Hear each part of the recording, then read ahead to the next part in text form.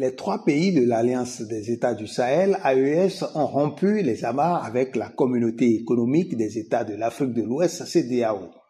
Annoncée en janvier 2024, leur rupture définitive avec le bloc intégrationniste ouest-africain a été actée en janvier 2025.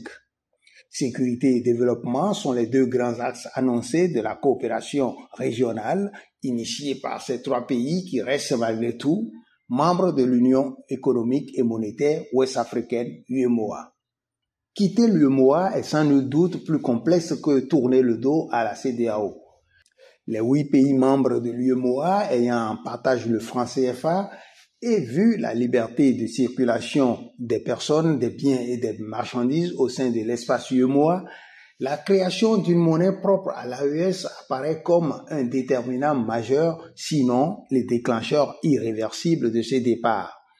Pour le moment donc, l'on est tenté de croire quelque peu les analystes qui estiment qu'il ne sera pas facile aux pays de l'AES de quitter l'UEMOA, dont, rappelons-le, le siège est à Ouagadougou, au Burkina Faso.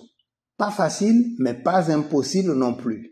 Beaucoup ont d'ailleurs évoqué cette possibilité après les récentes rumeurs de brouille entre les pays de l'AES soutenant, dit-on, le Burkina Faso et une grande partie des autres pays de l'UEMOA.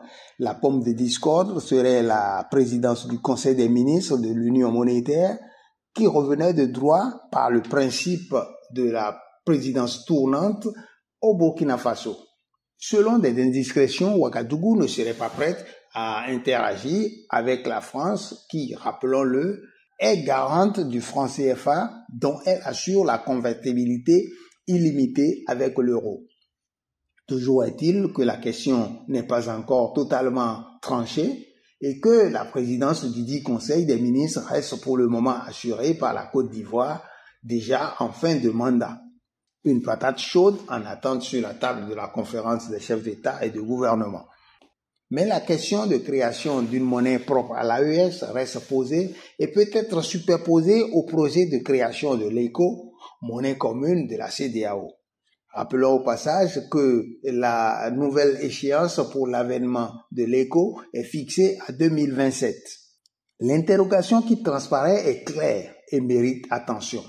Si l'AES tient à son projet de création de monnaie, cela se fera-t-il avant l'avènement de l'ECO? Parlons d'abord de l'AES. Au-delà de tout, ils peuvent bien créer leur propre monnaie, selon plusieurs observateurs. La meilleure des compensations possibles étant l'or et les 3 pays de l'AES étant des producteurs d'or. Ces observateurs sont d'ailleurs convaincus que ces pays quitteront l'UEMOA pour créer leur propre monnaie. Dans le même temps, d'autres observateurs, d'autres analystes pensent le contraire. Pour eux, les 3 pays de l'AES ne sont pas assez solides pour le faire.